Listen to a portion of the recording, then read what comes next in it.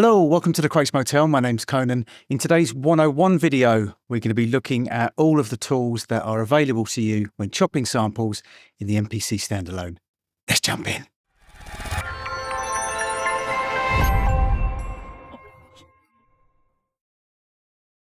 So we've pretty much covered everything in the MPC Standalone when it comes to chopping samples. But what I wanted to do was to just go through the tools that are available to you when you go into the process screen when you're actually chopping a sample in the MPC. So I've got a drum beat here. Sampled that into the MPC. Now, what we might want to do is we might want to chop something up. So we've been through all this before. Just chopping a sample. Make sure that zero snap is on. Been through all of this. This is in a previous video. Let's say we want to just chop there.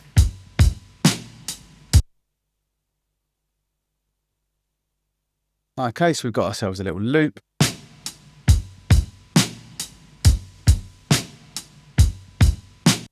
Okay, so I'm going to go through them in order, starting with discard. Discard will basically chop off whatever is before the start point and whatever is after the end point. It's that simple. So if I was to hit do it now, it would get rid of this area and it would get rid of this area. That's probably the one that you're going to use most of the time. Now, I have actually made a video about the difference between discard and extract and the reasons why you might do one or the other, but we'll get to that in a second. So that's discard. That's the first one. Very, very simple. That's one of your straightforward everyday uses when you're chopping up samples. So the next one would be delete. And basically what that's going to do is, let's say again, I chopped my sample to this. Anything that's before or after, when I go into process and hit delete, goodbye, anything before and anything after. That's gone, completely gone. You can't use it again. Goodbye. So what we want to do is we want to undo that. Let's go back to the start. Next one is silence. Now, this is a bit of a weird one because when would you use it? But actually, and this is the thing about my 101 videos, whilst they're aimed at new people on the MPC, they are also aimed at people that have been using the MPC for a long time because there might be something in there that you thought, oh, I didn't realize that. So with silence, can actually be quite useful. So let's say, for instance,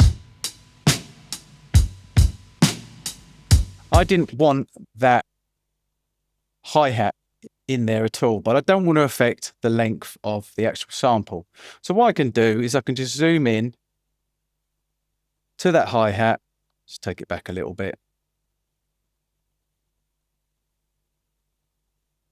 I can just audition it.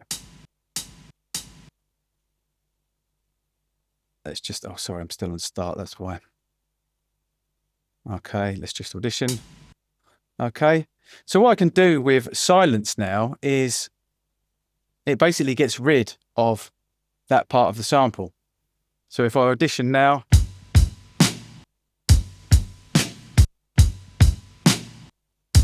now obviously that sounds pretty crap because you've lost the room noise, you've lost that little kind of hiss from the original tape.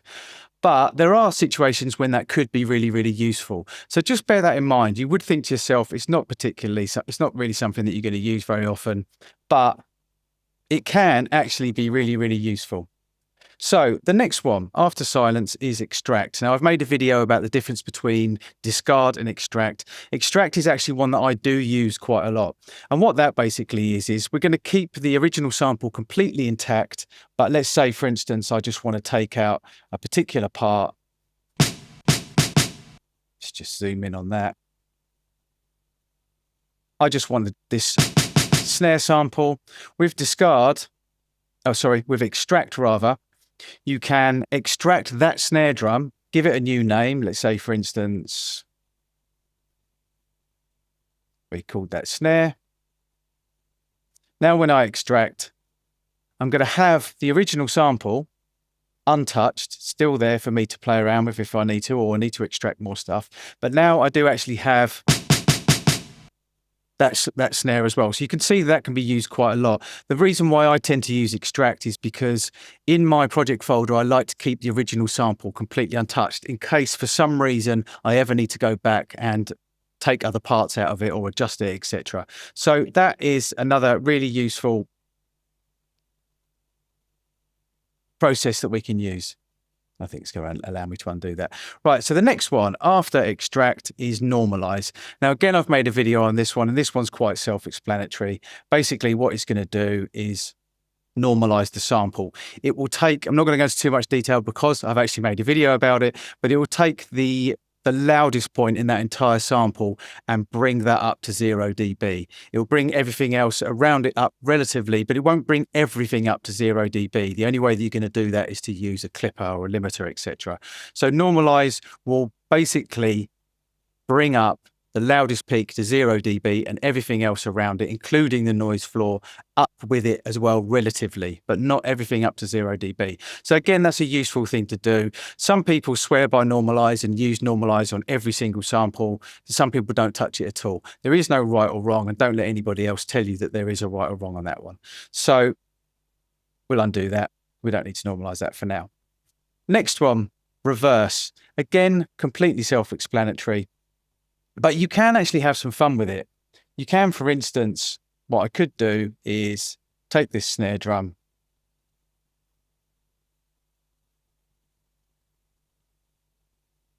and I could just reverse that part of the sample.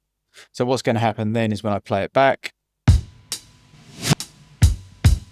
it's not going to affect the length of the sample, but what it's going to do is it's going to flip the part that you chose. So that can be really, really useful for sound design as well. It's not just about reversing the entire sample, although obviously you can reverse the entire sample if you want to. So let's just undo that. Next one after reverse is fade in. This is really useful if you're editing small one-shots and there might be a little bit of noise at the start that you want to get rid of, or you want to have a fade in on an entirely large sample.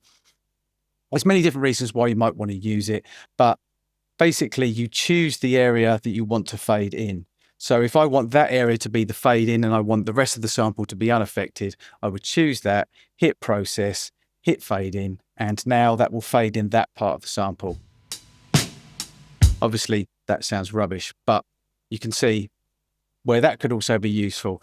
Where I tend to use it is if I've got a sample and there's a click that I can't get rid of, even with zero snap, or there's a little bit of noise that I can't get rid of no matter what I do with envelopes, etc. Because that can happen sometimes, is I'll apply a tiny little fade at the start, like literally like one sample. I'm not even going to be able to zoom in that much, but literally just the smallest amount you could possibly think of.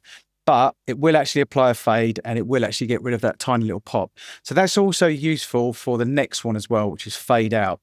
Now, fade out is exactly the same. Wherever you place your start and end, that will be the area that will actually fade out. So again, if you're cutting up one shot, snare drums, kick drums, etc., and there's a tiny little pop at the end and you can't get rid of it with zero snap, that's what I tend to use it for. There's millions of other reasons why you might want to use it. I'm just telling you what I use it for. But you know, it can be used for if you've got an entire song and you want to just fade out the last 2 or 3 seconds, you can quickly do that using the fade out. So many reasons, but very straightforward. So the next one is pitch shift. And what you can literally do here is you can change the pitch of the sample, but it's not going to change the actual length of the sample. Think drum and bass, amen break. They'll do that thing where the sample stays the same length, but it's got that kind of weird speed kind of sound to it. I can't really think of a different way to describe it. But it's as simple as that. I'm going to do it extreme so you can hear. But it won't change the length of the sample. This will take some time to process.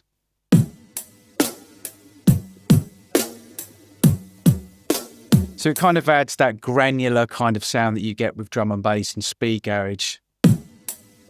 So that's with the pitch change, and that's previous.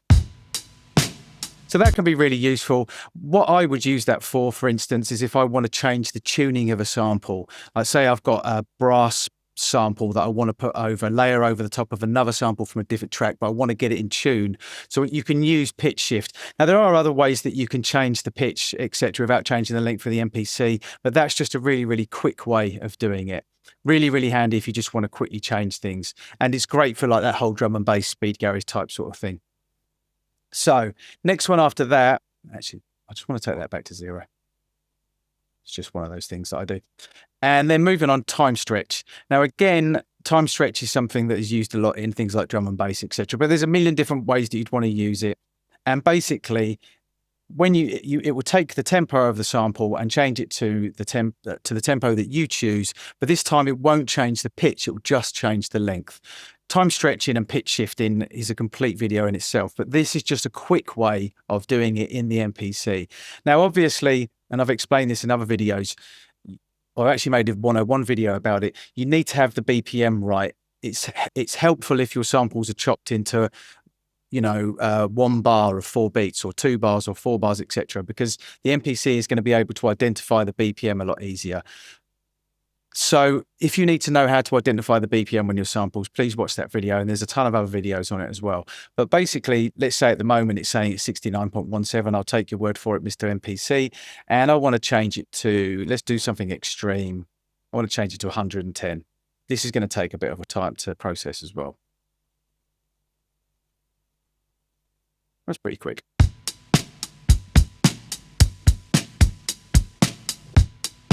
So that's taken it from 69 BPM to 110. And that's not actually that bad. The algorithm's pretty decent and it's got better and better as time's gone on. It's not brilliant.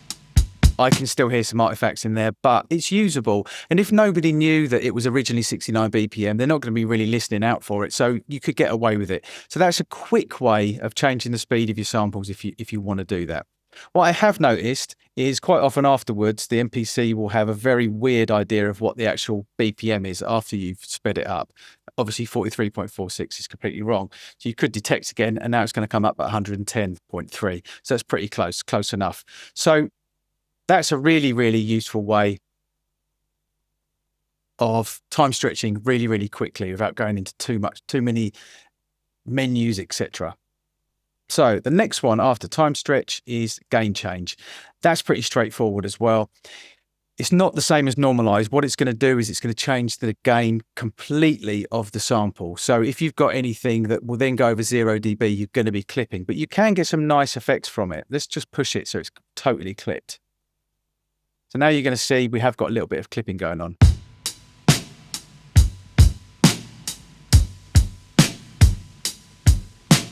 So it's not the same as normalize, where it will normalize to a particular level with the highest peak in the actual sample. It will just gain change everything throughout. So you can obviously hear there's quite a lot of noise floor that's come up as well. But that's a nice way to get some quick kind of like clipping sound, as if you're clipping your converters. Again, I've made a video about clipping inside the MPC Standalone, and you can get some really, really nice effects from it. It actually sounds pretty decent when you clip inside the MPC Standalone. To my ears anyway, personal choice, subjective.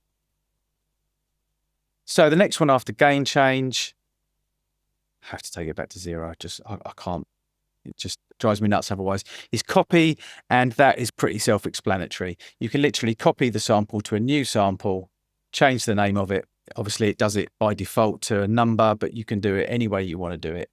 That's fairly self-explanatory, but again, really, really useful. The next one after copy, bit reduction. Now I use this one quite a lot. I kind of by default bit reduce things to 12. Whether that is reducing it to 12-bit, I don't know, but it does add just a little bit of crunch. It adds a really nice little bit of low end, chunky bit of low end, almost like adding the MPC 60 vintage effect on your sample.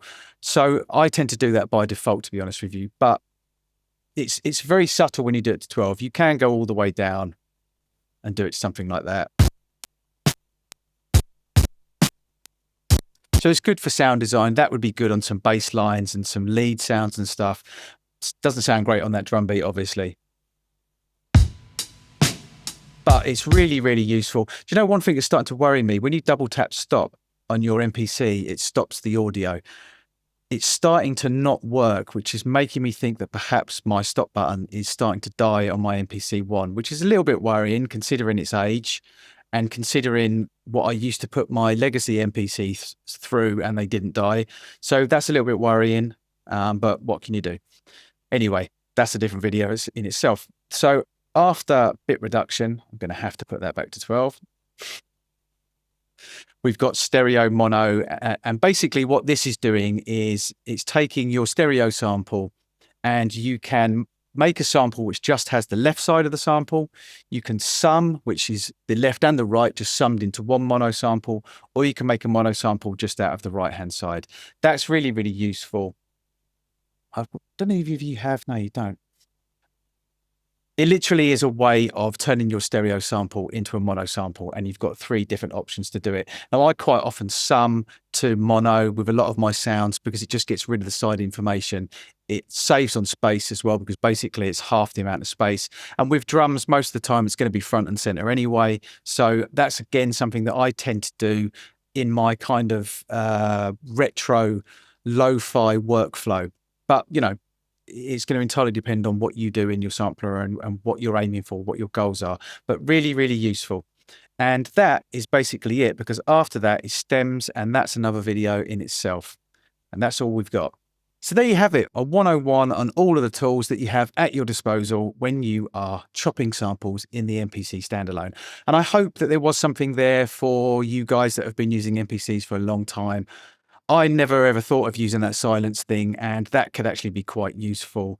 The reverse thing can be fun as well. There's lots of things in there that you would think of doing at a later date with your samples, but you can actually do a little bit of sound design right at the very, very start. The gain change one is really useful if you want to get that kind of clip sound right from the very, very start. I mean, all of them are useful.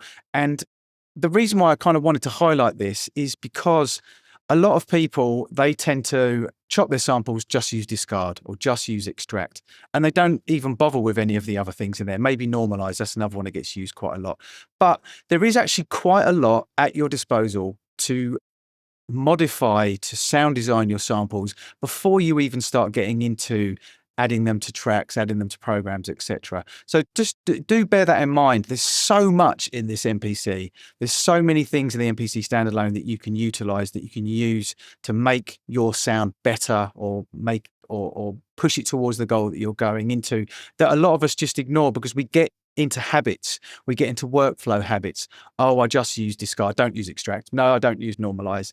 And that's dangerous in creativity when you get into that kind of mode where, because I do it. Look, don't get me wrong. I'm not sitting here preaching because I do it. I find myself getting locked into workflows, and suddenly I find that a DAW I've been using for 5 years, Studio One, for instance, I'll suddenly find something that I never knew existed because I step out of my comfort zone. And it's so easy in creativity to get locked into a comfort zone and not bother looking at the other things. Oh, I don't need to know about that. I never normalize. I saw a video once where somebody said, don't normalize. So I'm not normalizing ever. It was so-and-so and he said it, so it must be true.